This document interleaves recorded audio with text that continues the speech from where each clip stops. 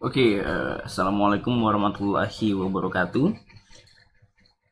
Kali ini gue akan memberikan tutorial tentang bagaimana cara kita melakukan regresi dengan Excel, ya, dengan Excel. Nah, ini yang gue pakai itu adalah Excel tahun 2010 ya. Excel 2010.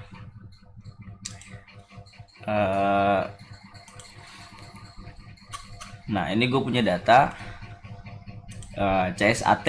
CSAT itu adalah tes masuk ya, tes masuk perguruan tinggi negeri, perguruan tinggi itu kayak tes SBM gitu.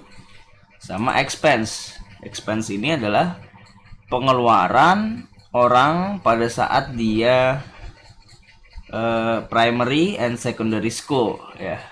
Jadi SD dan SMP, SMA. Pengeluaran dia per orang, ini nilai SBM dia.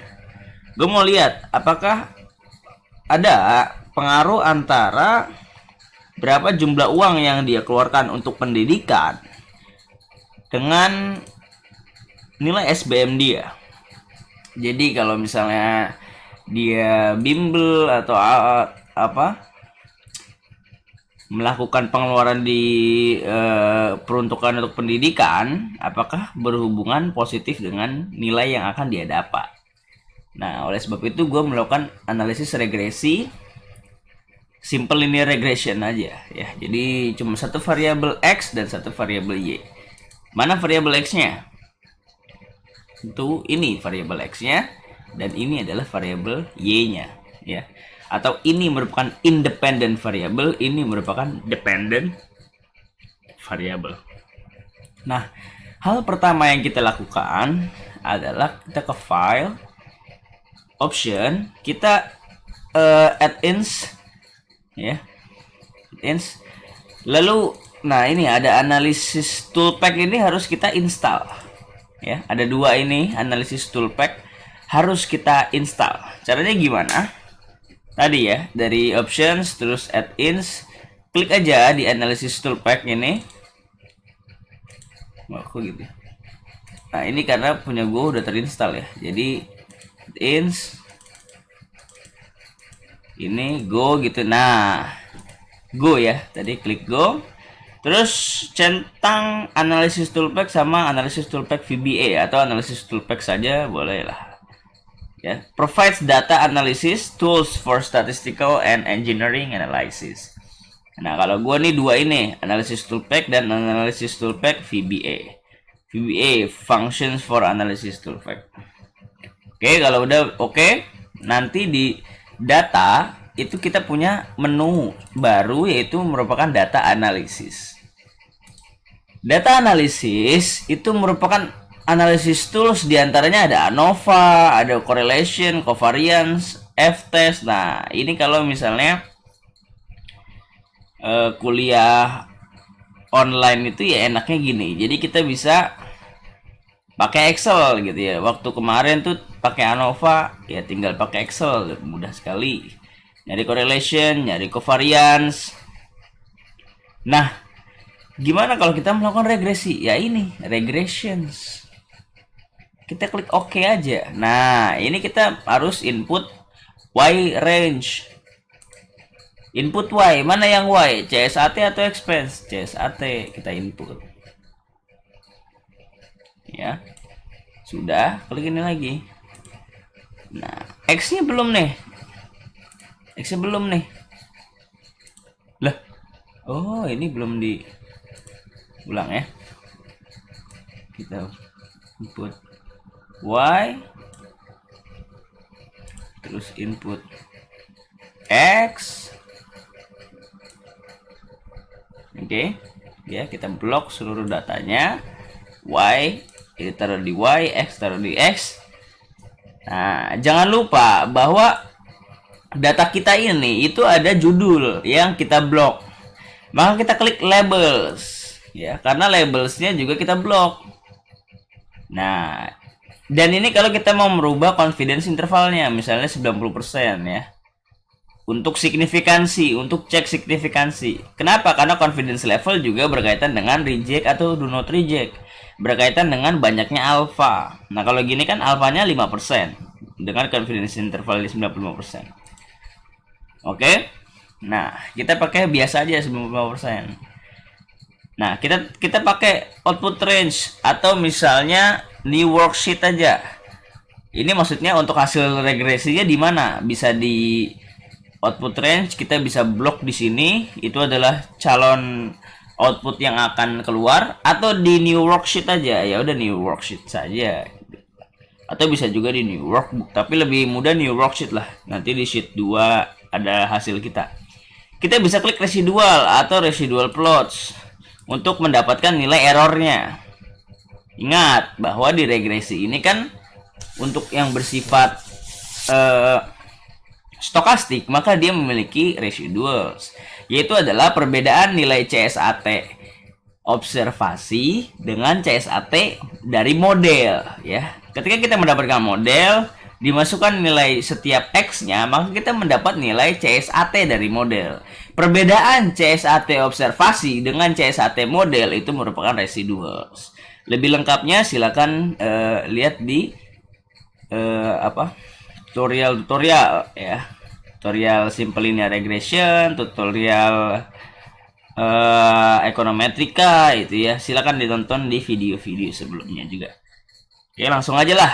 Oke. Nah, inilah output dari regresi kita. Summary output langsung keluar. Oke. Nah, gue jelasin sedikit ya, padahal dia di YouTube gue, di video-videonya itu banyak ya penjelasan, tapi gue jelasin sedikit.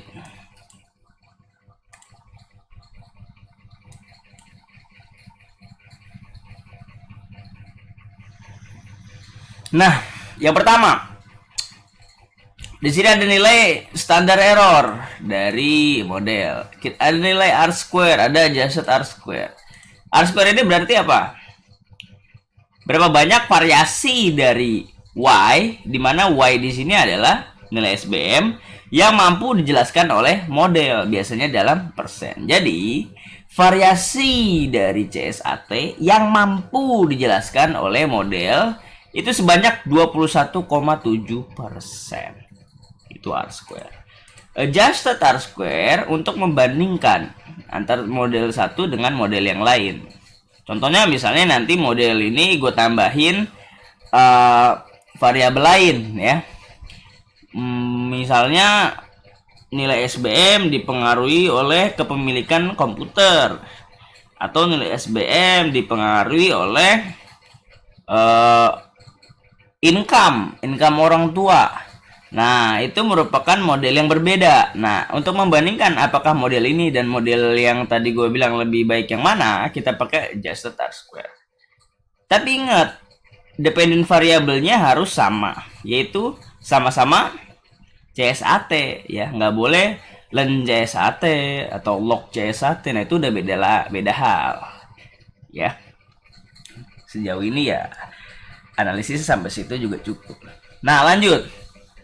Di sini kita punya ANOVA tabel ya. Ada SS regressions, ada SS residual. Ya, ini SS-nya, ini MS-nya, yaitu SS dibagi degree of freedom. Nah, di sini degree of freedom 1 itu merupakan variabel ya.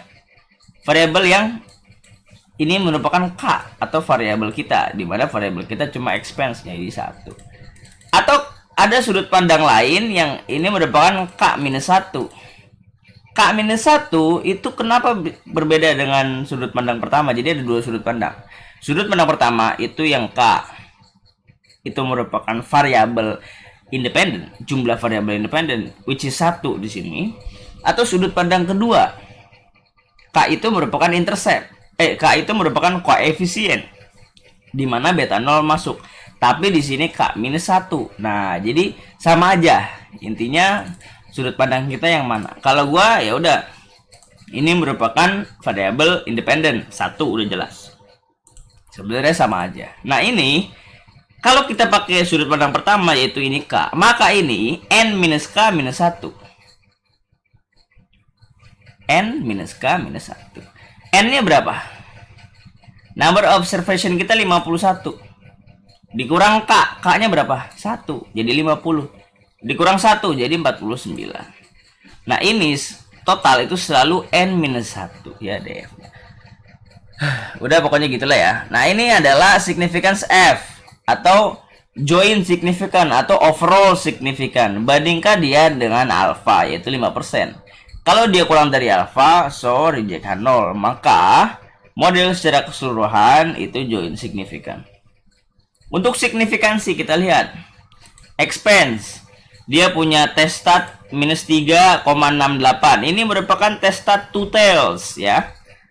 Dan ini juga merupakan p-value two tails. Jadi sudah dikali 2. Bandingkan dia dengan alpha. Kalau p-value kurang dari alpha, so reject 0. Maka expense signifikan mempengaruhi CSAT. Ya, kan H0-nya beta sama dengan 0, HA-nya beta tidak sama dengan 0. Lebih jelasnya bisa dilihat di simple linear regression. Jadi ini signifikan ya. Alright, itu aja tutorial sederhana ini. Terima kasih banyak. Wassalamualaikum warahmatullahi wabarakatuh. Selamat berpuasa. Semoga tugasnya lancar. Terima kasih.